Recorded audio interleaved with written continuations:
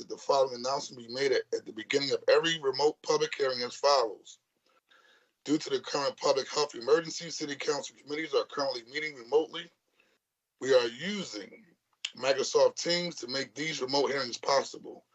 Instructions for how the public may view and offer public testimony at public hearings of the council committees are included in the public hearing notices that are published in the Daily News, Inquirer, and the Legal Intelligencer prior to the hearings. It can also be found on phlcouncil.com.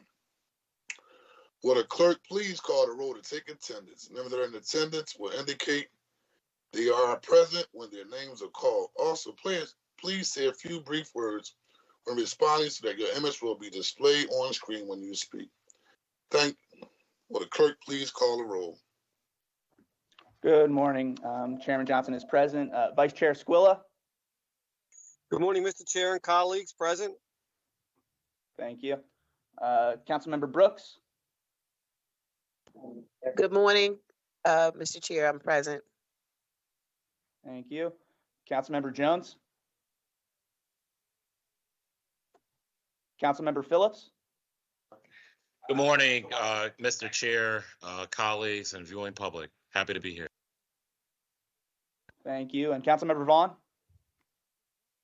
Good morning, everyone. Thank you. A quorum of the committee is present, and this hearing is now called to order. This is the public hearing on the Committee of Transportation and Public Utilities regarding bills number 230108. Will the clerk please read the title of the bill?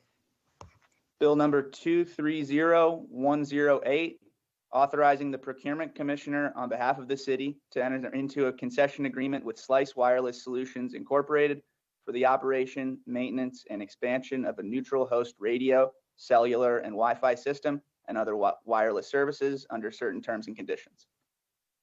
Before we begin to hear testimony from the witnesses we have for today, everyone who has been invited to the meeting to testify should be aware that this public hearing is being recorded because the hearing is public. Participants and viewers have no reasonable expectation of privacy.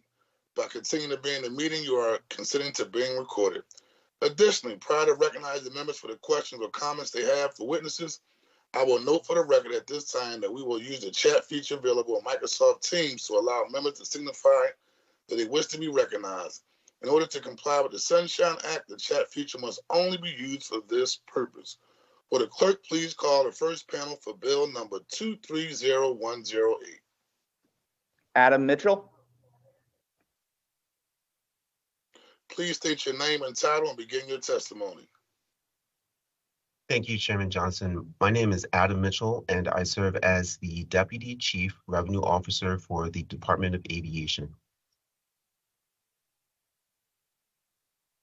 Chairman, do I have permission to continue with my testimony? You can proceed with your testimony. Thank you.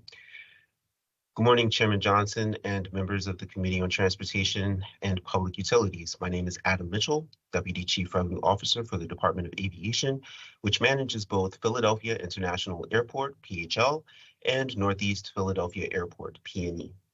I am here today to testify in support of Bill number 230108, which authorizes the City of Philadelphia to enter into a concession agreement with Slice Wireless Solutions Incorporated for the operation, maintenance, and expansion of a neutral host radio, cellular, and Wi-Fi system and other wireless services under certain terms and conditions. Through this agreement, the selected vendor is required to invest at least $25 million into PHL's wireless infrastructure. Wi-Fi is an important amenity for passengers in our terminal complex and is the only publicly available system for individual use at the airport. Over the past 6 months, the PHL public Wi-Fi network supported over 6,000 active user sessions on peak dates, while also supporting approximately 4,000 active sessions on a daily basis. Heavy use over time ages this important infrastructure. During the heart of the COVID-19 pandemic, the Department of Aviation, or DOA's IT team, identified that infrastructure supporting PHL's cellular and public Wi-Fi network was nearing end of life.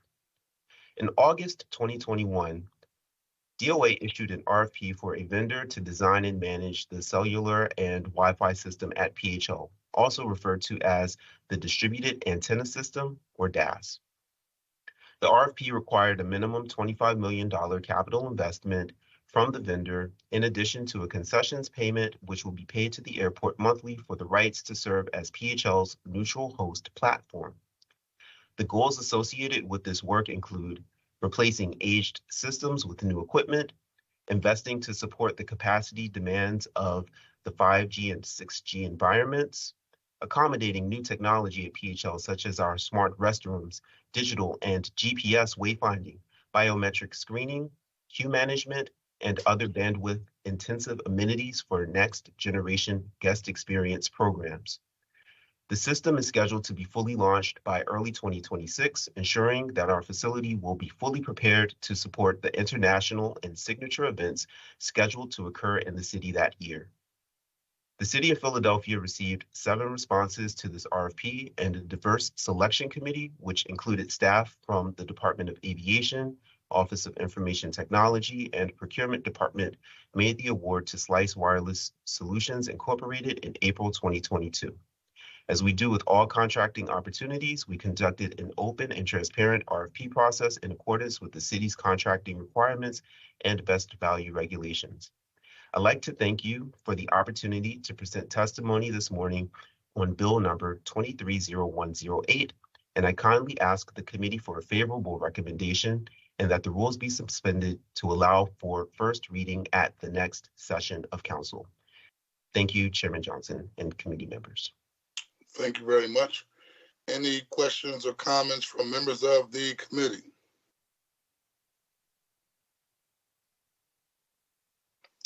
Hearing none, we want to thank you for your testimony and or your presentation. And also, just for clarification, just for the record, the selection of this RFP process included members of the Philadelphia International Airport, Office of Information Technology, as well as the Procurement Department, correct? Yes, correct, Chairman. All right, thank you very much. If there are no questions from members of the committee, I will ask the clerk, we do not have another panel, to please move forward with public comment. Thank you, Mr. Chair. The first member of the public that we have on public comment is Scott Phillips. Mr. Phillips, to state your name for the record and your title, and please begin your comments.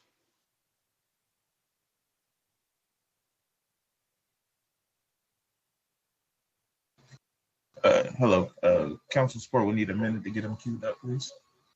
Okay.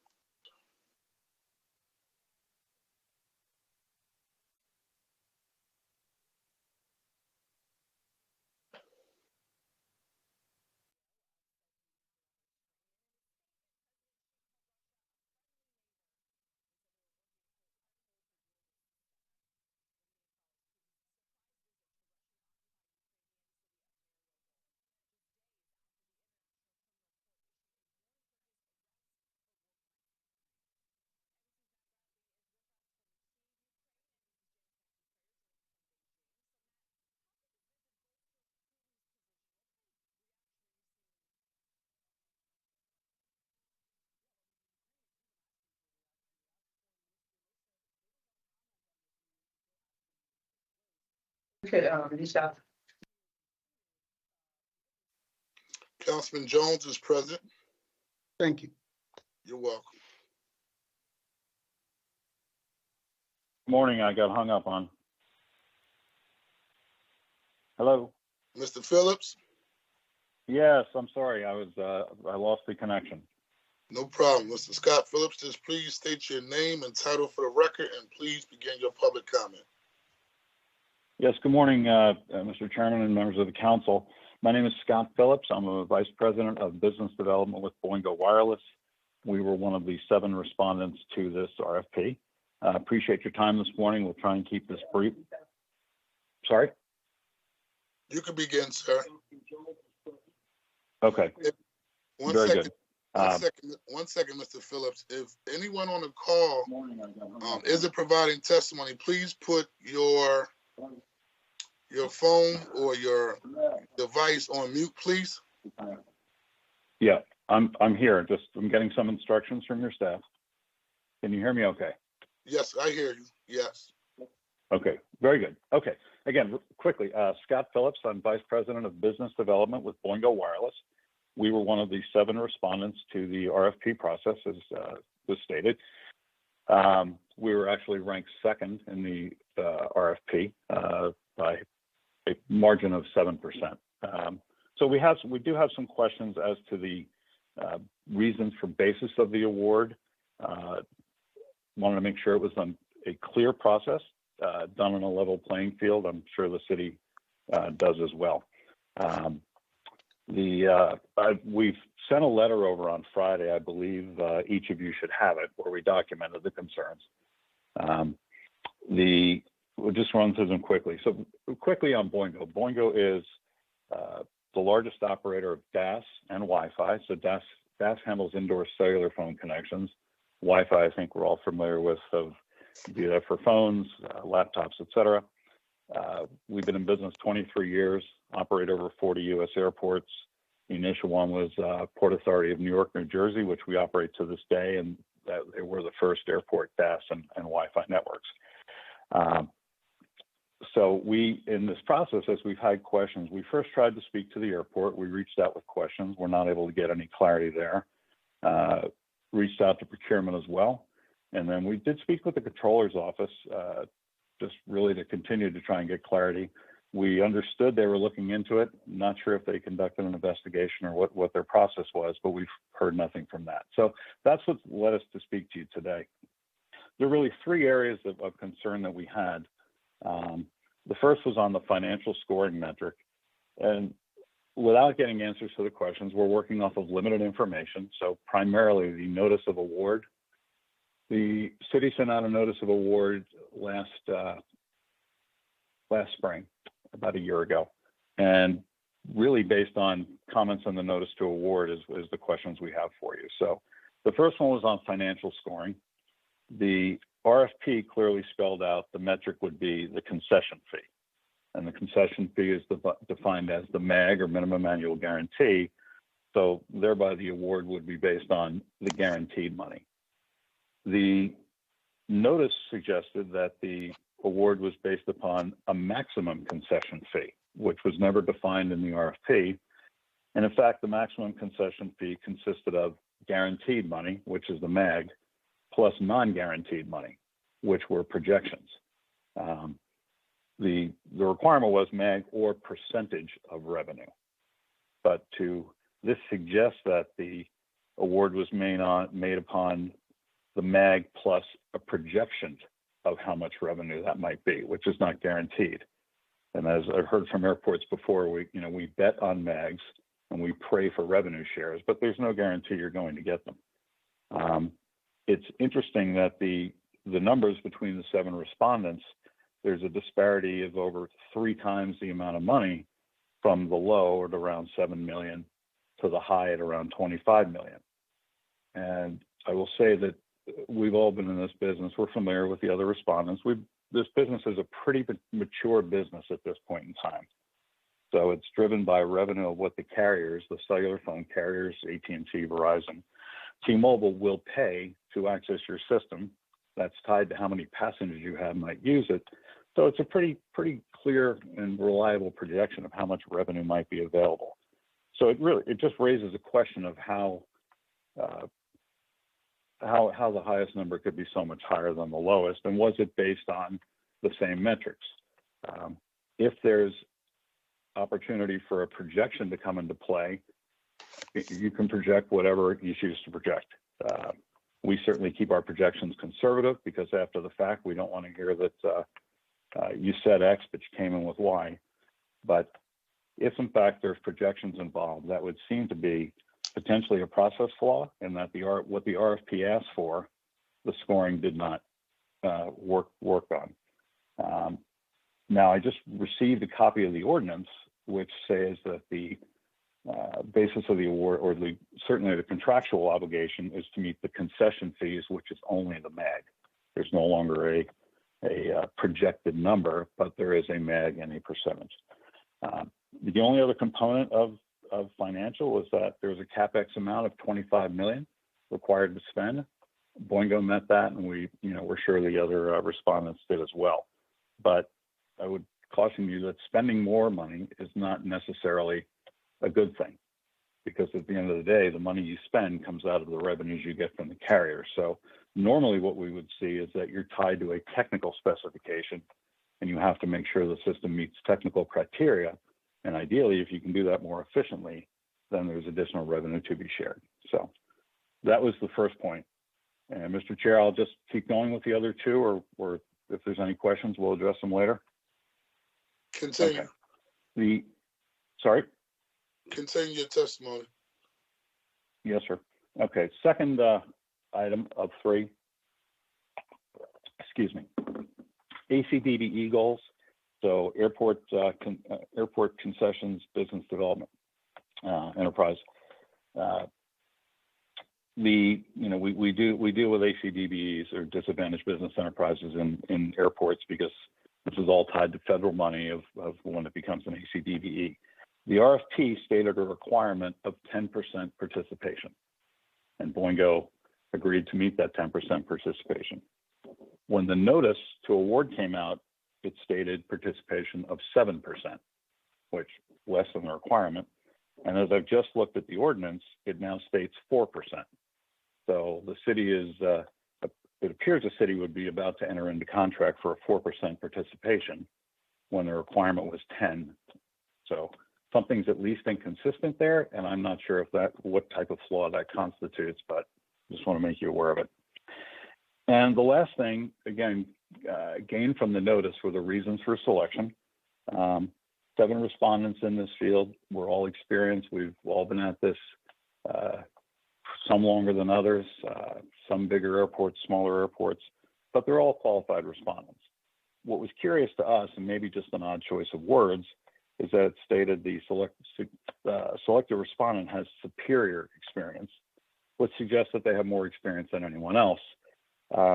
We don't see how anyone would have more experience than Boingo has, given that we've been at this the longest and operate the largest number of airports. So what's critical there is that the experience is worth 15% of the scoring, and the financial experience is worth another 15%. Not to mention the revenue we just spoke about is worth 25%. So with an experience, you've got 30% of the scoring, and we finished second by 7%. So again, those are the main issues. We thank you for your time.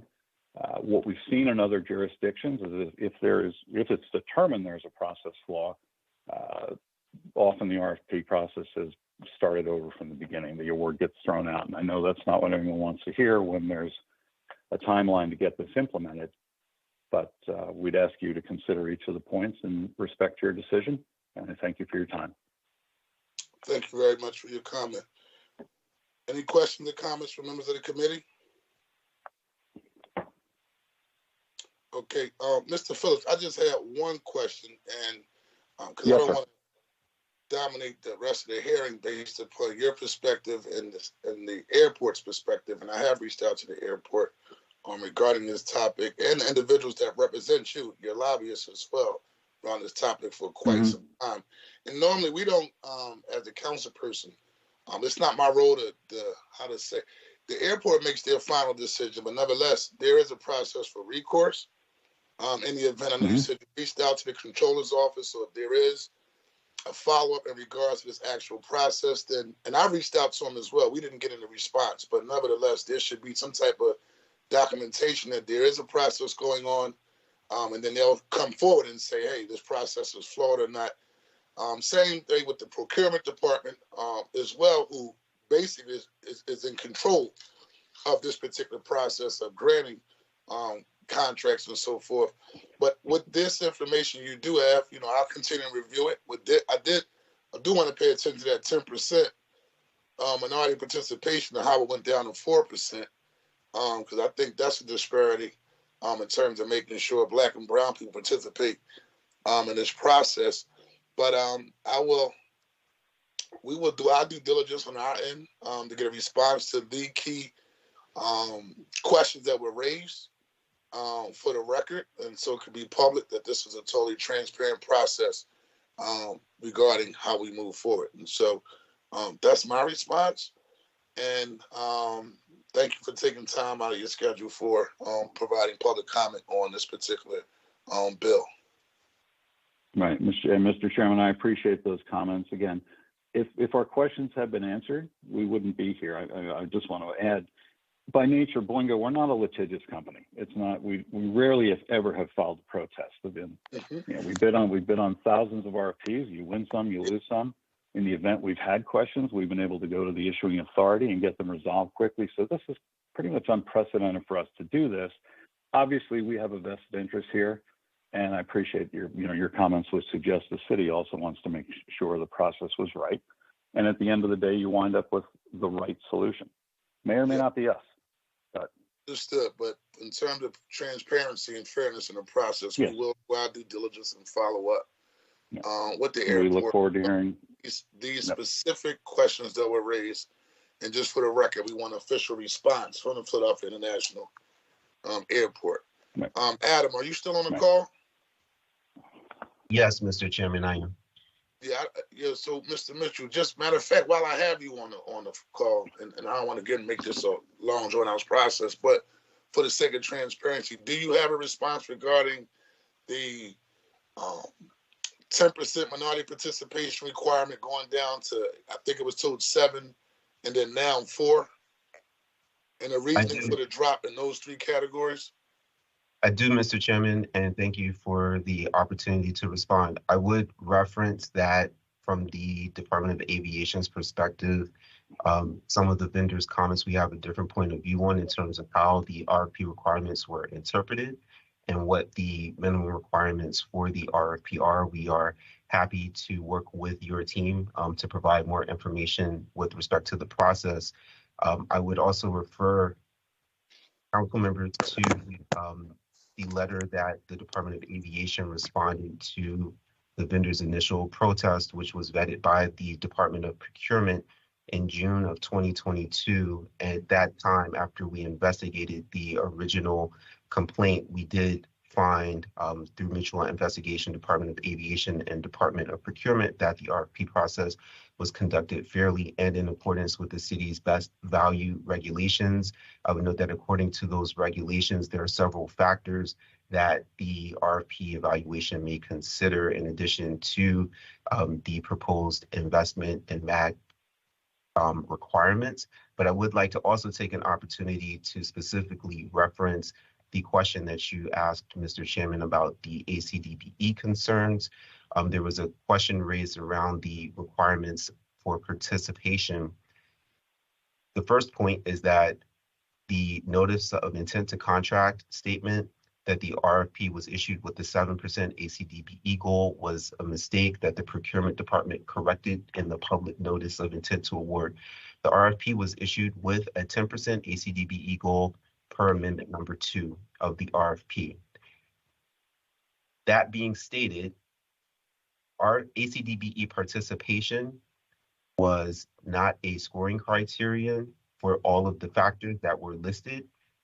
The airport's Office of Business Diversity reviewed all proposals for best and good faith efforts in accordance with existing federal regulations in response to the minimum participation requirements. I would also note that the 4% or percentage that the vendor is referencing is specific to Slice Wireless Solutions subcontractors. They do have a 4% goal for subcontractors. However, it is important to note that in our determination, the entity that we awarded this contract to is itself an ACDBE certified entity. So the vendor that was awarded the contract is serving as an ACDBE certified prime. In addition to that, they proposed an additional 4% participation for subcontractors on this contract. In our determination, the proposal that received the award for this meets the requirements and was found to be in compliance upon review by the Airport's Office of Business Diversity and the Procurement Department. Okay, thank you very much. Just make sure, Adam, could you provide the chair, myself, and members of the committee a copy of the letter responding to, I guess I would call it a grievance, or so to speak, regarding this process that you provided in 2022. Just provide that to myself, and we'll provide the members of the committee, just for the record. Okay? Yes, sir. Thank you, Mr. Chairman, for the opportunity to further respond. All right, you're welcome. Any other questions or comments from members of the committee? Hearing none, at this time, we want to ask for everyone who has participated in the hearing to now give us a brief pause as we go into our public meeting.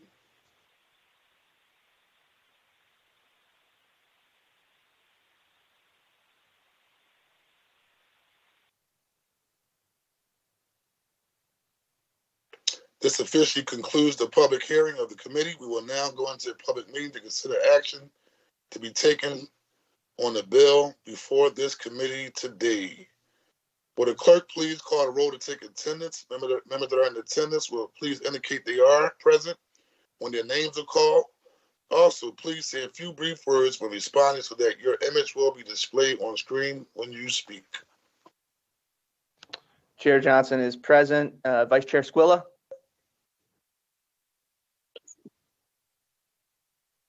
Good morning, Dylan. I am present. I do have to jump off. I'm just at a press conference. I'm not sure if we have somebody to do the. Absolutely, we do. Councilman Curtis Jones. All right. Mr. Chairman, if you'll send me those bills, text me those, I'll be glad to do it. Thank you, sir. Present. Will the clerk please finish calling roll? Yes, sir. Councilmember Brooks? Councilmember Jones?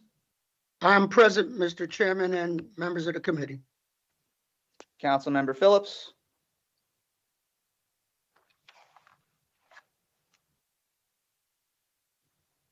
And Councilmember Vaughn? Present. Mr. Clerk, can you send an email to Councilwoman Brooks and Councilwoman Phillips just so they can acknowledge they are present? Councilwoman Brooks is here. Same for Councilwoman Phillips. Can they acknowledge she's present before we take the vote?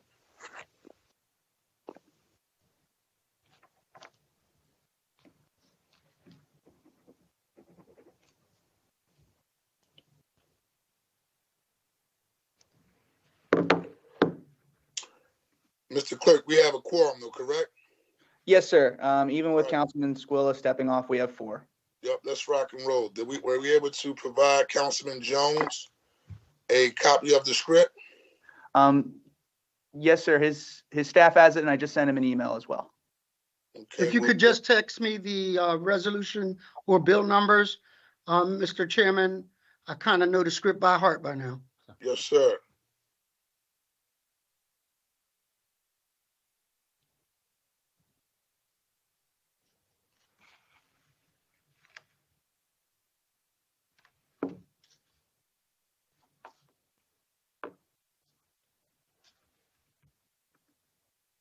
Mr. Clerk, did his staff receive the email?